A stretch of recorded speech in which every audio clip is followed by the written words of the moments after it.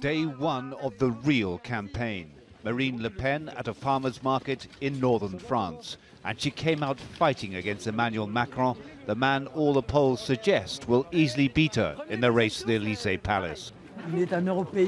He is an hysterical radical Europeanist. He is for total open borders. He says there is no such thing as French culture. There is not one domain where he shows 1 ounce of patriotism. It was a message heard loud and clear in her stronghold of Beaumont, where she won 46% of the vote, an 11% increase on the figures in 2012.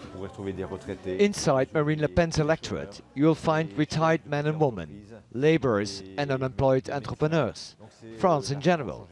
Whereas Macron's voters represent privileged France. Marine voters are the people.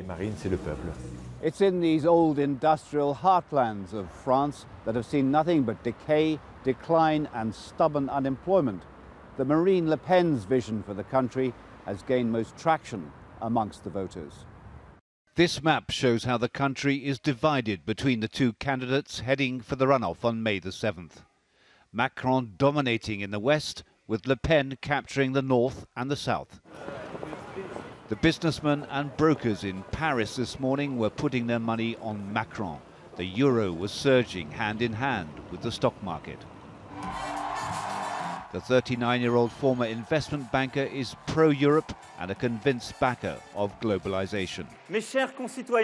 My fellow French citizens, you did it. You are the face of French hope. The face I want to see win in 2 weeks. There is only one France, our France. The France of patriots in a Europe will have to rebuild. He celebrated after topping the polls in a Parisian restaurant on the left bank, famous for being a haunt of the author Ernest Hemingway, as well as philosophers and artists who were known as part of the caviar left. His program is actually going to decimate the working class here in France and put more competition between working classes from, of course, the broader white Christian majority and the rest of the population. Macron might have claimed victory, but his total vote count was the lowest score of any first-round winner since 2002.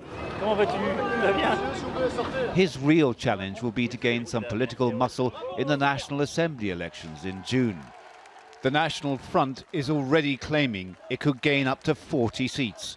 That would really change the face of French politics. David Chater, Al Jazeera, Pas de Calais.